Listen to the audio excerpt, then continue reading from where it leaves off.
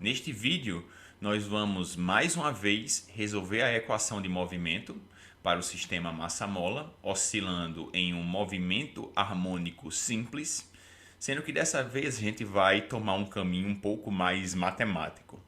No vídeo passado, eu encontrei a solução para essa equação de movimento, ou seja, encontrei a função x de t, utilizando o diagrama fasorial.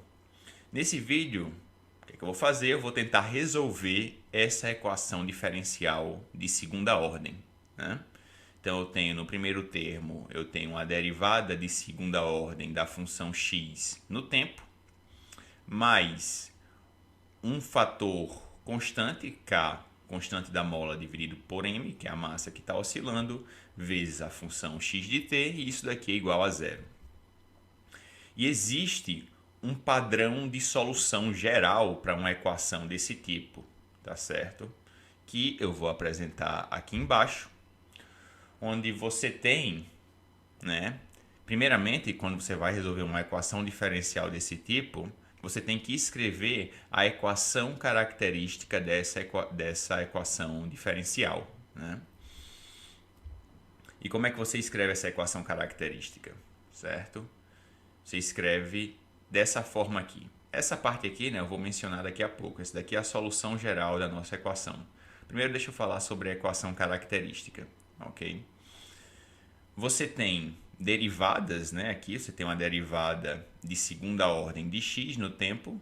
Depois você tem só a função x aqui multiplicando esse fator, k sobre m. Isso aqui é igual a zero.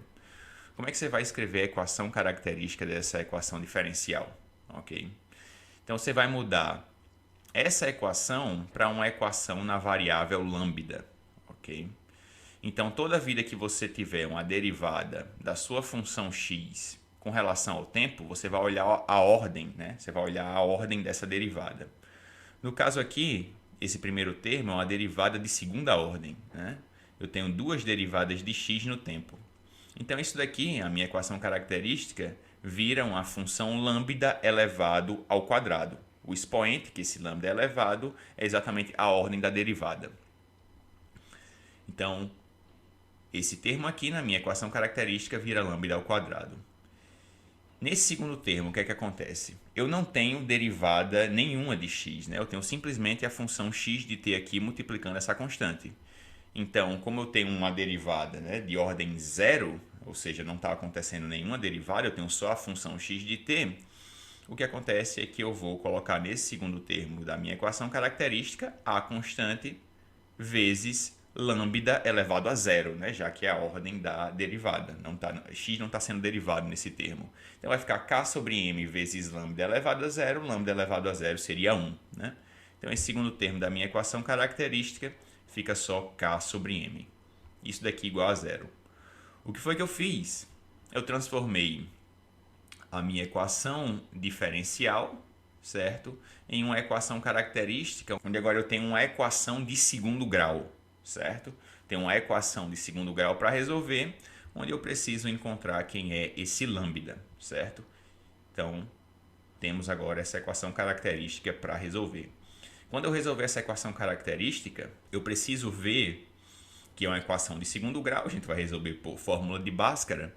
Fórmula de Bhaskara você tem o quê? Você tem o delta, né? Calcular o delta da equação para ver qual o tipo de solução que você vai ter. Se vai ter duas soluções reais, se vai ter duas soluções, né, que são idênticas, quando você tem delta igual a zero, ou seja, uma solução de multiplicidade 2, ou se você tem uma solução complexa, quando o delta é menor do que zero, certo?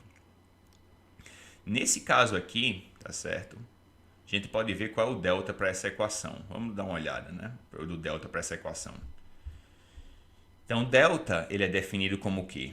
B ao quadrado menos 4AC, né? Onde B ao quadrado seria o termo que estaria sendo multiplicado só por lambda, lambda elevado a 1. Essa equação característica não tem esse termo, tá certo? Tem só o termo lambda elevado ao quadrado e um termo constante, não tem B ao quadrado. Então, B é zero. Então, como delta é B ao quadrado menos 4AC, B ao quadrado é zero. Então eu vou ficar que o delta é só menos 4ac, onde eu vou colocar aqui menos, né, 4 vezes a. Quem é a? A é o termo que está multiplicando lambda ao quadrado. O termo é 1, certo? Então vai ficar 4 vezes 1 vezes c, onde c é esse termo aqui, tá certo? Que não tem nenhum fator lambda, né? Multiplicando, ou teria lambda elevado a zero, né? Então, menos 4ac vai ficar menos 4 vezes k dividido por m. Como k é a constante da mola, é um fator positivo, e a massa que está oscilando também é um fator positivo, o delta dessa minha equação característica com certeza é menor do que zero. Ok? Então, quando eu tenho delta menor do que zero, uma equação diferencial desse tipo tem uma solução geral dada por essa forma aqui, tá certo? Então, x de t é exponencial de alfa vezes x, que multiplica c1 cosseno de beta t mais c2 seno de beta t. Onde quem é esse alfa e quem são esses betas aqui, né? Simplesmente, como eu tenho um delta menor do que zero, a solução da minha equação característica vai ser uma solução complexa, né? Então, a solução da minha equação vai ser um lambda que vai ser dado por um número complexo, que é escrito como alfa mais ou menos i beta, certo? Então, quando eu obtiver a solução dessa equação característica, que vai ser um número complexo, ele vai ter um fator real, né, alfa, mais ou menos a unidade imaginária que multiplica esse fator beta. A alfa vai entrar aqui na exponencial e beta, né, que é da solução da minha equação característica, vai entrar aqui no cosseno e no seno, certo? Então, o que é que eu preciso fazer? Eu preciso resolver essa equação característica e descobrir quem é alfa e quem é beta para eu substituir na minha solução geral, certo? É isso que a gente vai fazer. Então, eu tenho lambda ao quadrado mais k dividido por m igual a zero. Você poderia colocar na fórmula de Bhaskara, né? Você tem aqui os coeficientes da minha equação de segundo grau. A é 1, B não tem, né? Não tem nenhum fator multiplicando o lambda, então B é zero e C é K sobre M. Mas como esse daqui é uma equação de segundo grau, como a gente pode ver, né? Tá faltando o termo B, né? Já que eu não tenho o fator lambda, então eu consigo resolver essa equação sem precisar da fórmula de Bhaskara, certo? Necessariamente. Eu posso simplesmente só isolar, né? Isolar o lambda e ver qual é o resultado que eu obtenho. Então, o que é que eu vou fazer? Para isolar o lambda, eu passo esse fator k sobre m para o outro lado, né? Para a direita. Então, quando eu passar o k sobre m para a direita, vai ficar menos k sobre m. Vou ficar com lambda ao quadrado, que eu vou tirar a raiz quadrada dos dois lados, né? Quando eu tirar a raiz quadrada dos dois lados, eu vou obter que lambda, ou seja, eu consigo isolar lambda facilmente nessa equação, é igual a mais ou menos, ok? Raiz quadrada de menos k sobre m. Isso daqui é igual a mais ou menos raiz quadrada de menos 1 é exatamente a unidade imaginária, i. Então, eu obtenho que lambda é mais ou menos i, que multiplica a raiz quadrada de k sobre m. Finalmente, eu obtive o meu lambda para a minha equação característica. E o que é que eu vejo? Eu vejo que a minha solução, se eu comparo, né? Compara esse lambda aí com um número complexo completo, né? Que tem um fator alfa e tem mais ou menos i vezes o fator beta. A minha solução, certo? Não tem o fator alfa, que estaria o número aqui na frente, né? Então, alfa é zero. E o beta, certo, é exatamente esse termo que está multiplicando a unidade imaginária i. É raiz quadrada de k sobre m. Então, o que é que eu faço? Agora eu vou substituir alfa e beta na minha solução geral, certo?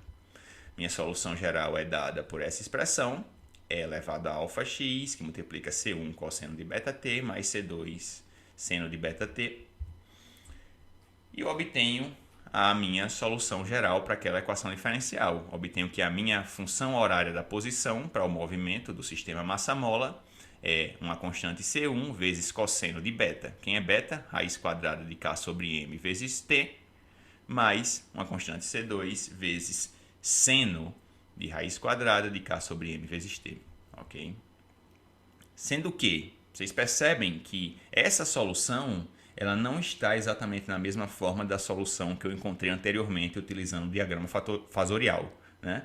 A solução que eu encontrei utilizando o diagrama fasorial foi essa aqui. X de t é igual a amplitude, né? A amplitude do movimento, vezes cosseno de ômega t mais φ. Ok? E o que é que eu vou fazer no próximo vídeo?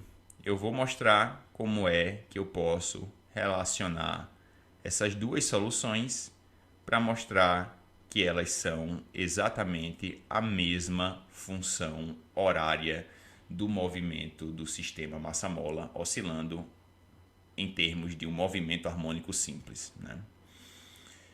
É isso, pessoal. Se gostou do vídeo, dá o like, se inscreve no canal e até a próxima.